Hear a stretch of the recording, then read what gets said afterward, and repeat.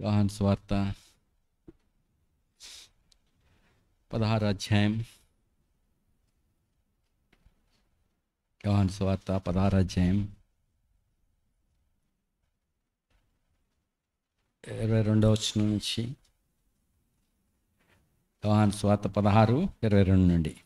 అటువలే మీరును ఇప్పుడు దుఃఖపడుచున్నారు, కానీ మిమ్మల్ని మరలా చూసేదను.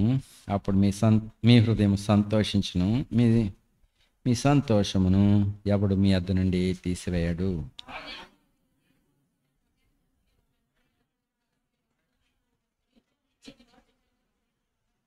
ఇది వరకు మీరేమీ నా పేరుతో అడగలేదు. మీ సంతోషము పరిపూర్ణమాగినట్లు అడుగుడి, మీకు దొరుకును. చాలు, ప్రార్థిస్తాం. నమ్మకమైన దేవా, నీ పిల్లలుగా కలిసి నీ పాదముల ఎద్దుకు వచ్చినాము. నీ ఎద్దుకు వచ్చి వాడిని ఎంత మాత్రం త్రోసివేయవాడు కాదు. దయచేసి నీ నామమున మిమ్మల్ని అడుగుతున్నాము, మీరు మాకు సహాయపడు. మీ సన్నిధి మాతో ఉంచుము ప్రభా. మీరు మమ్మల్ని ఆశీర్వదించుము, మీ చిత్తానుసారం మమ్మల్ని నడిపించమని ఈ సమయాన్ని మీకు అప్పగించుకుంటూ కొన్ని మాటలు మాకేమని యేసుక్రీస్తు ప్రభువున ప్రార్థిస్తున్నాం తండ్రి.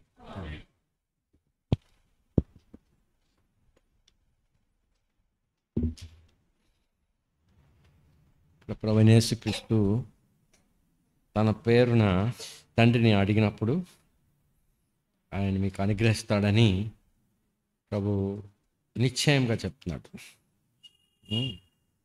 అంటే చదవండి 23వ వచనం. ఆ దినమున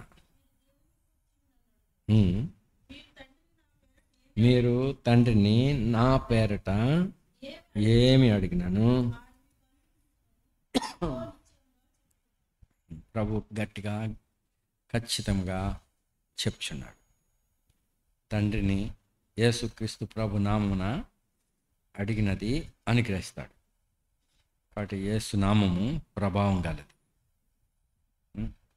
మరి మనం ఫలించాలని, మనము ప్రభునందు సంతోషించాలని ఆయన మనల్ని అడగమంటున్నాడు. చూడు 15వ అధ్యాయంలో కూడా 16వ వచనం, 15-16. మీరు నన్ను ఏర్పరచుకొని లేదు, మీరు నా పేరట తండ్రిని ఏమి అడుగుదరో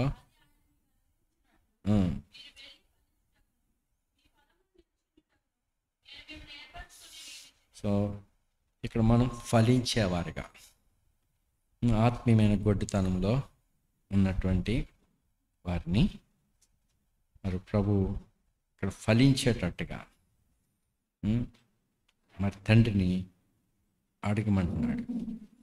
మనం తండ్రిని అడగాలని, మనం ఫలించినట్లు ఫలము నిలిచి ఉండినట్టు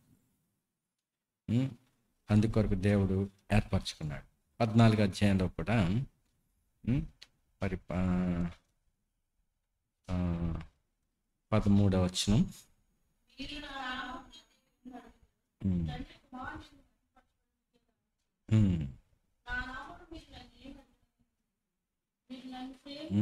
చాలు. నా నామమున మీరు నన్ను, యేసుప్రభు పేరున అడిగితే ఆయన చేస్తానని చెప్తున్నాడు. మరి ప్రభు మహింపరచబడి నిమిత్తం, తండ్రి తన కుమారుని యందు మహింపరచబడి నిమిత్తం మనం అడగవాలని యేసుక్రీస్తు ప్రభు తండ్రిని అదే అడిగాడు. ఆయన మహిమను, తండ్రి మహిమను, ఆయన తండ్రి మహింపరచబడినట్లుగా ఆయన అడుగుతున్నాడు. మరి మనం కూడా ఫలించాలని అడుగుతున్నాడు. మనలను తండ్రితో కూడా, ఆయనతో కూడా, పరిశుద్ధులందరితో ఏకముగా చేయాలని తండ్రిని అడిగినాడు. ఆ విధంగా మనం సంపూర్ణులుగా చేయబడగలం. మరి ఆయన ఉండు స్థలంలో మనం ఉండినట్లు తండ్రిని ఆల్రెడీ ఆయన అడిగి ఉన్నాడు. అది దేవుని సంకల్పం. కావున మరి మనము తండ్రి మహింపరచబడి నిమిత్తం మనము అడగాల.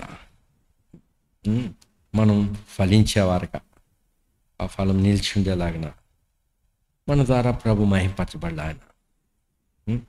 అడగాలి. మనం భోగెచ్చుల కొరకు, మన ఘనత కొరకు, మన పేరు కొరకు కాదు, కానీ మరి మనం మరుగైన వాళ్ళం. అపోస్తలుడైన పౌలు ఆ విధంగానే తాను దేవుని మహిమను కోరుచున్నాడు. ఆయన జీవితం ద్వారా ప్రభు మహింపరచబడాలని, బ్రతికినా కానీ చనిపోయినా కానీ. చూడు, ఫిలిప్పీలకు రాసిన పత్రిక, ఫిలిప్పీలకు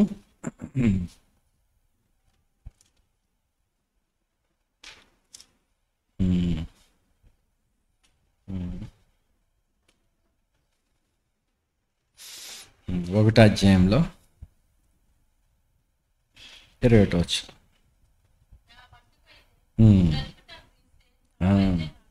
సో నా మట్టికైతే బ్రతుకుట క్రీస్తే, చావైతే లాభం. అయినా అవసరాన్ని బట్టి జీవించాల్సి ఉన్నాడు. చదువు.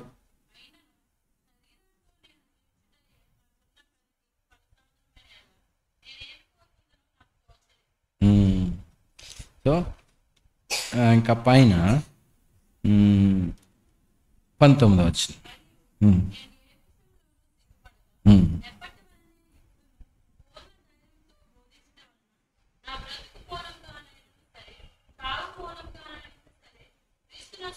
క్రీస్తు నా శరీరమందు గణపరచబడాలని మిగిలి అపేక్షించున్నాను. సో ఇంకా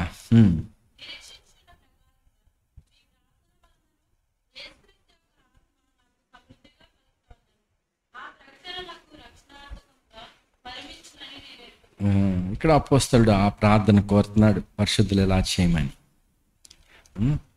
మరి క్రీస్తు తన యందు మహింపరచబడాలా, ఆయన ఇచ్చే వాక్యం ద్వారా మరి ఫలించాలని ఆయన కోరుతున్నాడు. ఇంకా ఆయనకి ఏం కావాలి? ఏ భౌతికమైన అవసరాల కొరకు ఆయన దేనికైనా అడుగుతున్నాడా? దేవుని వాక్యం ప్రత్యక్షపరచబడాలని. ఎఫెసీలకు రాసిన పత్రికలో కూడా ఆయన ఏమడిగాడు? వాళ్ళని బతిమాలుకుంటున్నాడు, మీరు సమాధానంగా ఉండాలి. తర్వాత అన్నిటి కొరకు బతిమాలుతున్నాడు, పిల్లలతో బతిమాలినట్టు. అయితే తాను కోరేది ఏంటి? 6వ అధ్యాయంలో 19వ వచనం.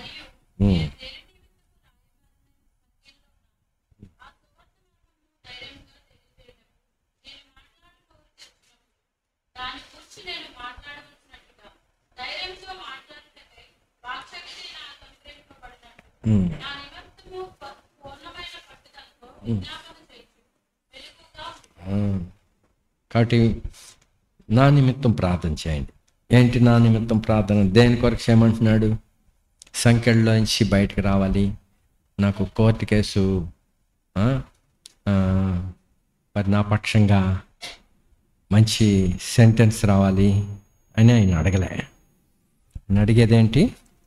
దేని కొరకు నేను రాయబారిన సంఖ్యలో ఉన్నాను, ఆ స్వార్థ మర్మము ధైర్యంగా తెలియచేయటకు నేను నోరు తెరిచినప్పుడు దాని గురించి నేను మాట్లాడవలసినట్టుగా ధైర్యంతో మాట్లాడటకై.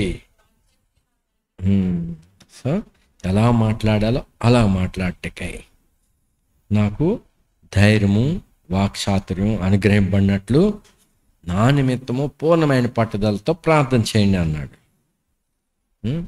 అందుకే 18వ వచనం కూడా, ఆత్మ వలన ప్రతి సమయమున ప్రతి విధమైన ప్రార్థనను,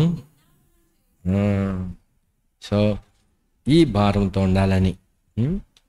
మరి ఇంకా ఆ విషయమై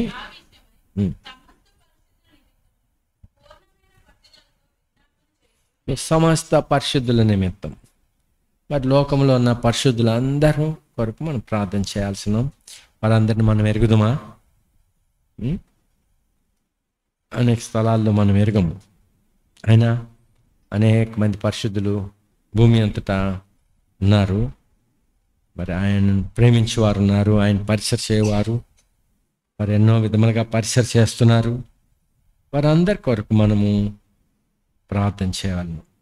కొన్ని దేశములలో మరి మిక్కిలి హింసింపబడుతున్నారు. క్రైస్తత్వాన్ని బట్టి మరి వాళ్ళని చాలా హింసిస్తున్నారు.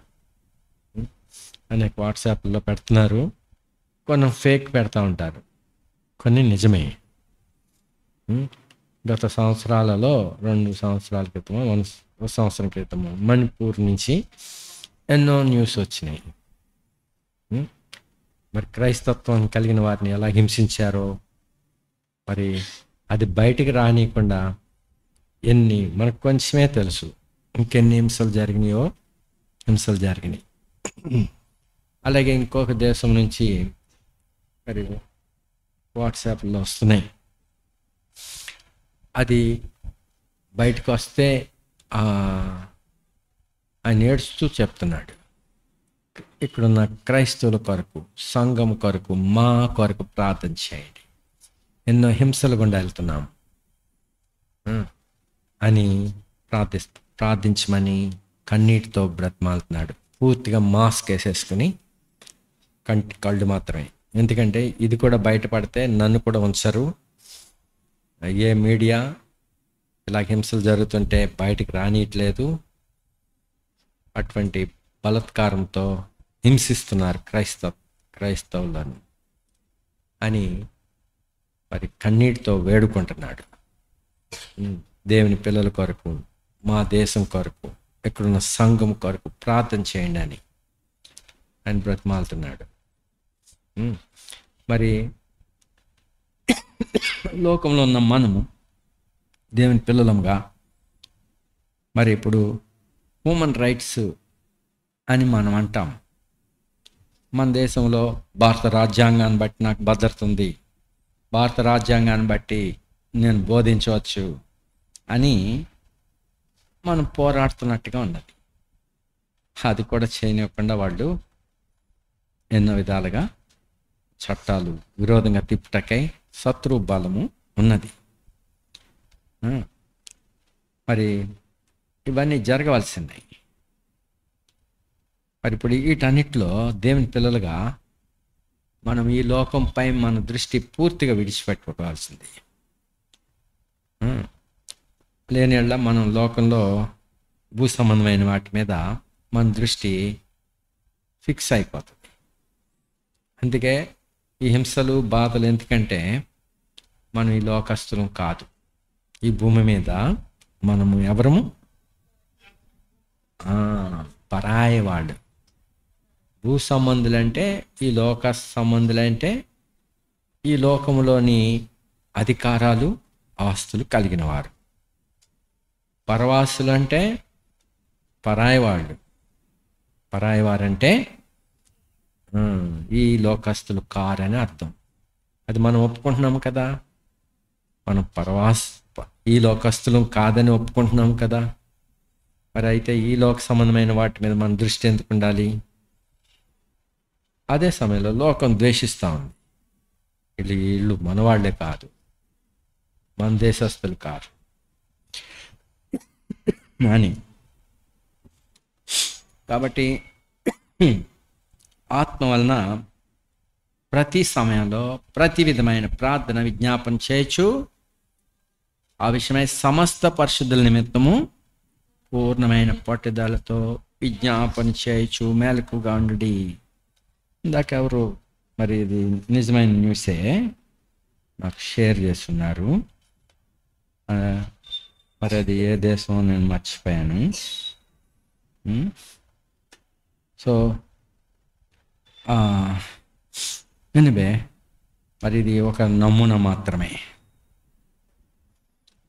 మరి మనం ఏదో సుఖంగా ఉన్నామని అనుకోవద్దు. శరీరంలో ఒక భాగము శ్రమలో అంటే హోల్ బాడీ శ్రమ పడుతుంది. అది ఎక్కడో కాలుకి వచ్చింది, నాకు కాదులే అనుకోవద్దు. కాలు మీద సర్పం కరిచింది, సర్పం కాటు వేసింది అంటే ఎఫెక్ట్ ఎంతటికి? Whole body. కాబట్టి నాకు కాదులే అరికాలులో చిటికినేలకి తగిలిందిలే, చిటికినేలకి పాము కాటేసిందిలే అని ఊరుకుంటే ఏం చేయాలా? హోల్ బాడీ చనిపోతుంది.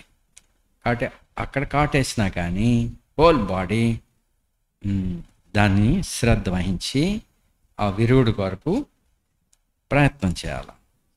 కాబట్టి మనకు భద్రత యేసుక్రీస్తు ప్రభులో ఉన్నది. దేవుడు ఈ లోకంలో మనం పరదేశులుగా ఉంచాడు, యాత్రికులుగా ఉంచాడు. మరి ఈ లోకం మనకి కాదు. కాబట్టి అబ్రహామును పోలి మనం కూడా వాగ్దాన దేశంలో ఉన్నప్పటికీ దేనికి ఎదురు చూశాడు అబ్రహాం? దేవుడు దేనికి శిల్పియు?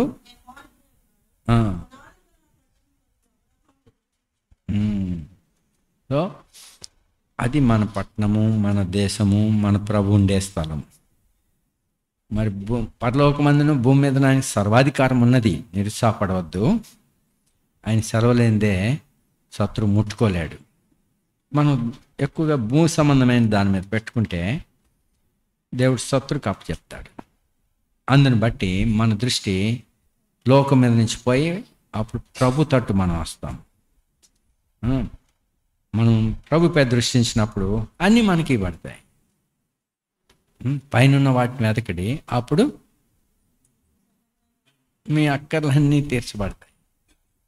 భూ సంబంధమైన వాటి మీదే మనం దృష్టి పెట్టుకుంటామంటే అన్నిటినీ కోల్పోతాం. పైన వాటిని పోతాయి, భూమి మీద కూడా పోతాయి.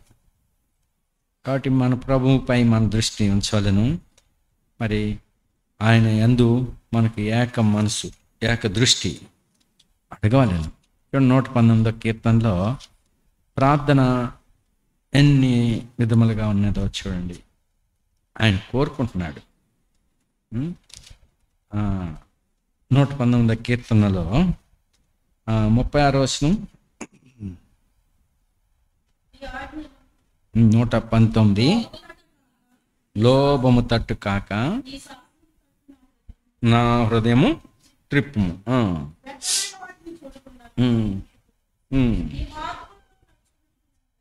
సో ఎన్నో ప్రార్థనా అంశాలు ఈ కీర్తనలో మనం చదవగలం.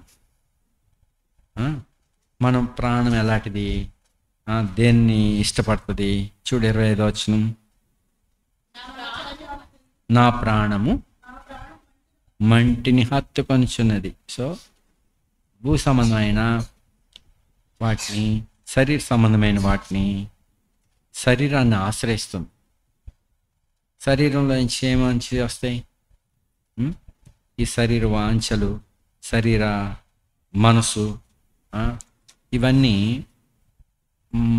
మన ప్రాణము దాన్ని పట్టుకుంటే నెమ్మది ఉండదు. ఆత్మీయమైన దాన్ని పట్టుకుంటే నెమ్మది దొరుకుతుంది. మరి కొన్నిసార్లు ఈ ప్రాణం ఏం చేస్తుంది? నిరుత్సాహపడుతుంది.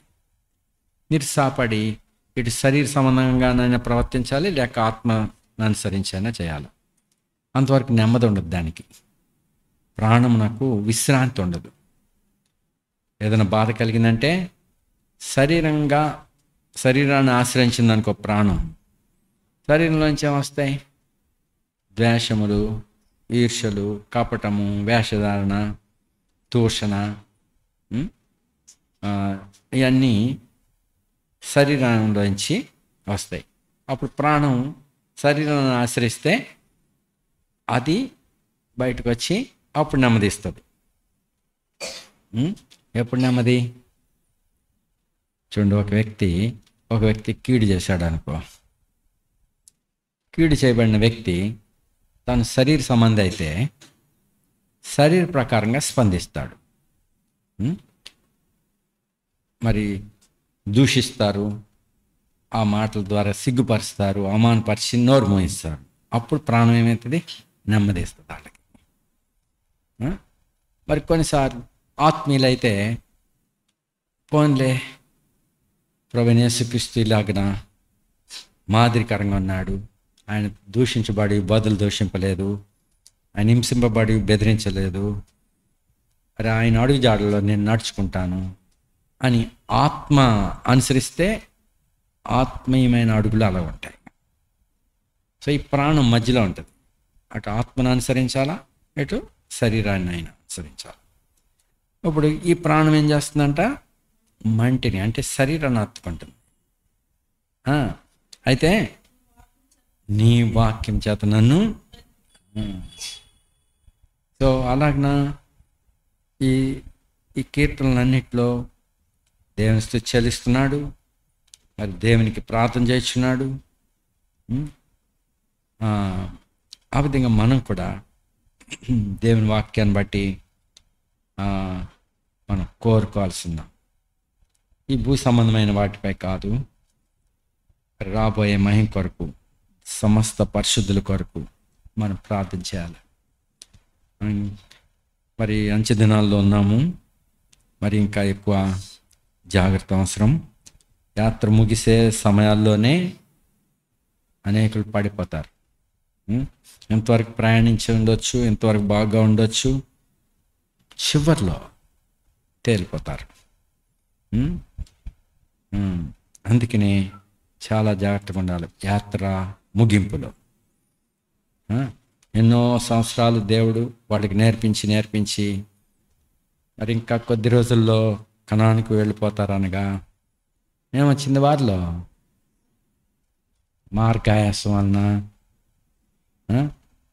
సణుగుడు వచ్చింది, ఆయాసపడ్డారట. ఎందుకు అలసట వచ్చింది? వారు ఎందుకు కలిసిపోయారు? మార్గాయాసమా?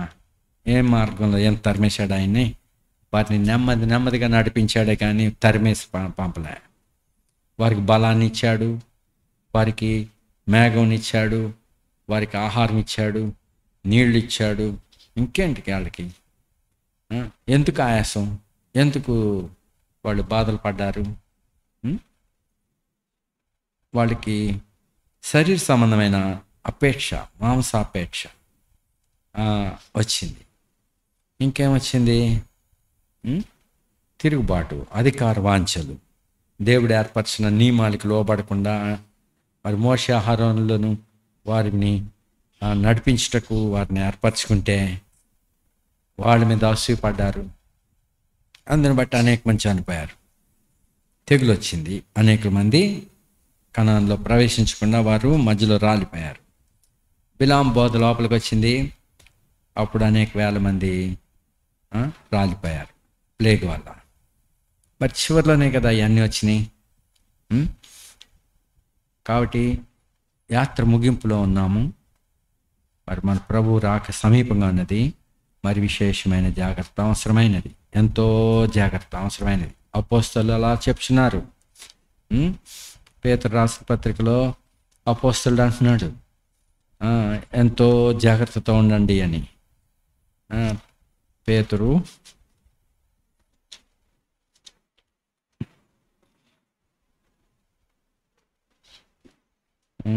4 మొదటి పేతురు 4:7.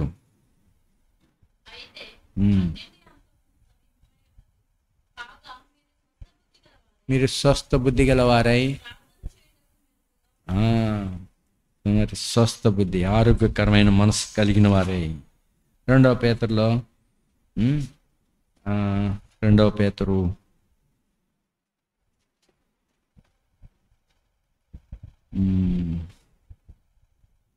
3:14 13 నుంచి చదవండి. 12 నుంచి లాస్ట్లో.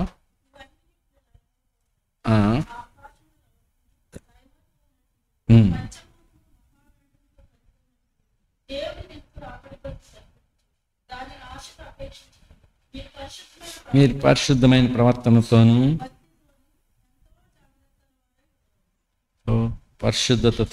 పరిశుద్ధమైన ప్రవర్తనతోనూ భక్తితోనూ ఎంత జాగ్రత్త, ఎంతో జాగ్రత్త, చాలా జాగ్రత్తగా వాడై ఉండాలను. లేకపోతే పడిపోతాం. పడ్డామంటే మరి ఎంత అపాయం. 13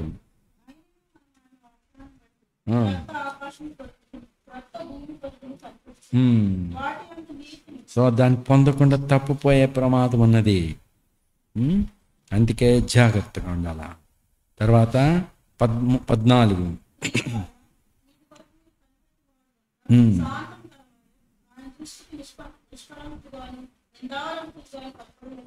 జాగ్రత్త పడుడి. ఆ, అలాగే తిమోతికి రాసిన పత్రికలో కూడా జాగ్రత్త పడు అంటున్నాడు. తీతుకులో చూడండి మొదటగా, తీతు 2వ అధ్యాయం 13.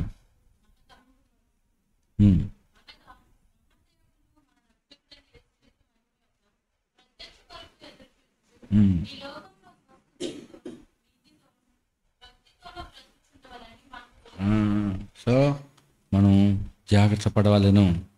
తిమోతికి రాసిన పత్రికలో కూడా ఆ విధంగానే జాగ్రత్తగా ఉండు అంటున్నాడు. మరి మనము మన దృష్టిని ప్రభుపై స్థిరపరచుకుని అటు నూతనమైన ఈ వాగ్దానం కొరకు మనం ఎదురు చూడవాలని. తిమోతి 2వ పత్రికలో 4:8.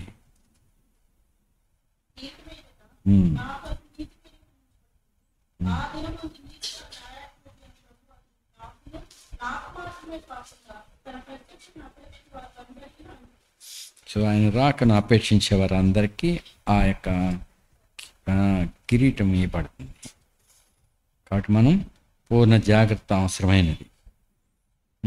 నిర్లక్ష్యమైన జీవితము విషయమై మరి అపాయంలో ఉంటున్నట్టే.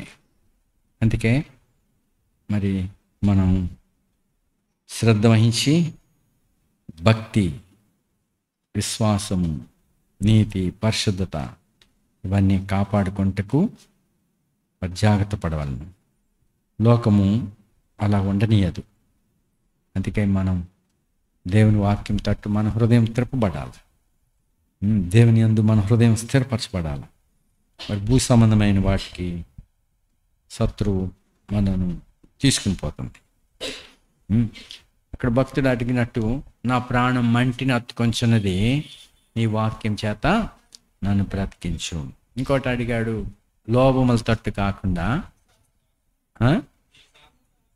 నీ శాసనముల తట్టున నా హృదయం త్రిప్పుము. వ్యర్థమైన వాటిని చూడకుండా, ఇవన్నీ మన టైం వేస్ట్ అన్నమాట. అవన్నీ మన విలువైన సమయాలు మరి నష్టపెడతాయి.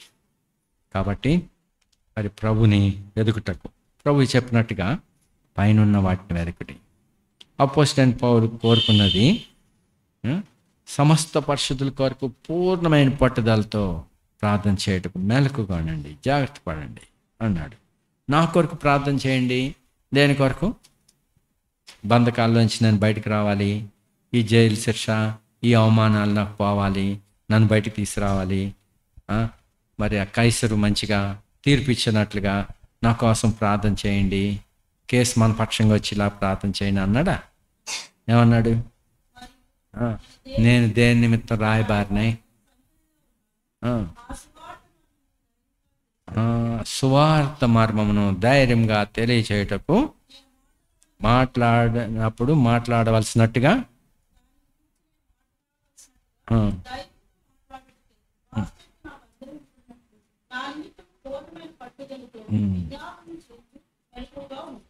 ఆ రీతిగా దేవుని సేవ అనేక స్థలాల్లో జరుగుతుంది. మనం పోలేము. అనేక దేశాల్లో జరుగుతున్నాయి. మరి ఎన్నో శ్రమలు కలిగిన ప్రజల మధ్యలో మరి వారిని ఆదరించటకు మరి దేవుని పిల్లలు ఉంటారు. దేవుడు వారిని లేవనెత్తుతాడు. మరి వారి కొరకు వారి దగ్గర పరిచయం చేసే వారి కొరకు మనం ప్రార్థన చేయాలి. మనం ఇక్కడ మాత్రం అని కాదు, సమస్త పరిశుద్ధుల కొరకు. మరి ఎందుకంటే ప్రభు సమస్త పరిశుద్ధులతో ఆయన తన రాకడలో పరిశుద్ధులందరినీ ఒక్కరిని పడబెడవాడు. తన రక్తం చేత నిబంధన చేయబడిన వాటిలో ఎవరిని అయినా విడిచిపెట్టాడు. ఎలా శరీరంలో అవయవాలు ఏకమైనాయో అలాగా పరిశుద్ధులందరినీ ఆయన తనతో ఏకంగా చేసి ఉన్నాడు. కాబట్టి మరి మనము ఆ ప్రత్యక్షత కలిగిన వారమై మరి సంఘము కొరకు అనగా సంఘం అనగా లోకల్ అసెంబ్లీ సార్వత్రిక సంఘానికి సాదృశ్యం. మరి సార్వత్రిక సంఘాన్ని మీ మనసులో మరి ఉంచుకుని ప్రతి దేశంలో పరిశుద్ధుల కొరకు మనం ప్రార్థన చేయగలం. మరి మనం ఇక్కడ లోకల్గా మనం పరిసరాల కొరకు కూడా ప్రార్థన చేయండి. మరి ప్రభు చిత్తమైతే ఏప్రిల్ 28 నుండి VBS కొరకు మనం సిద్ధపడినట్లుగా ప్రార్థన చేయండి. చిన్న పిల్లలు అందరూ మరి ఆత్మీయమైన దానిలో రక్షణ పొంది స్థిరులుగా ఉండగలటకు వారి నిమిత్తం ప్రార్థన చేయండి. పరిసర కొరకు సహాయకులను ప్రభు అనుగ్రహించినట్లు, ప్రతి అవసరత మనకు తీర్చినట్లు ప్రభు.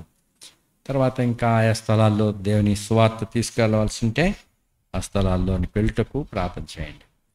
అలాగనే శత్రువు అనేక మందిని నిరుత్సాహపెడుతూ ఉన్నాడు.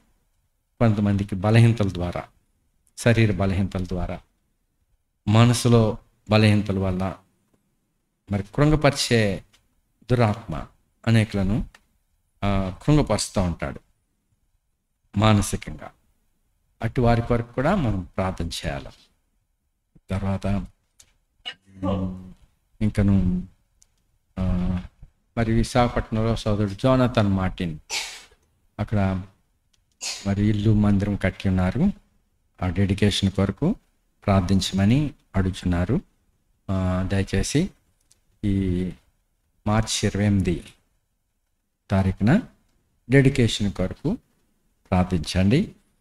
మరి మీ అందరినీ కూడా ఆహ్వానిస్తున్నారు. మరి అందరు పోవాలంటే బస్సు మేము వేయలేని స్థితిలో ఉన్నాం. ఒకవేళ బస్సు వేస్తే మీరు అందరూ వస్తానంటారేమో. కాబట్టి మీరు ప్రార్థన చేసుకుని రిజర్వేషన్ చేసుకునే వారు చేసుకోండి. మరి బస్సులో అయితే లిమిటెడ్ పీపుల్గానే వెళ్ళాల్సి వస్తుంది. అందరైతే రావాలి అనుకున్నారు వారందరూ రిజర్వేషన్ చేసుకోండి. మీకు ఆన్లైన్లో ఉంటాయి. ఏ బండికి రావాలనుకుంటారో దువ్వాడలో దిగితే అక్కడి నుంచి దగ్గర అవుతుంది, లేక అనకాపల్లి. ఆ విషయమై ప్రార్థన చేయండి. రాగాల్సిన వారు మరి అందరినీ ఆహ్వానించున్నారు. లేక బస్సులైనా వేరే ఆర్టీసీ బస్సులు కూడా ఉంటాయి, దానికైనా రిజర్వ్ చేసుకోవచ్చు. ఈ విషయం ప్రార్థన చేయండి. పొదలాడులోని సంఘము, మలవర్లంకలోని సంఘము, నీరులపాలెంలో ఉన్న సంఘం కొరకు కూడా ప్రార్థన చేయండి. అట్లానే వంకవారిగూడెము, అడ్డ రోడ్డు, ఏలూరు ఈ ప్రాంతాల్లో ఉన్న సంఘముల కొరకు, సేవకుల కొరకు మీరు ప్రార్థన చేయండి. ప్రార్థన.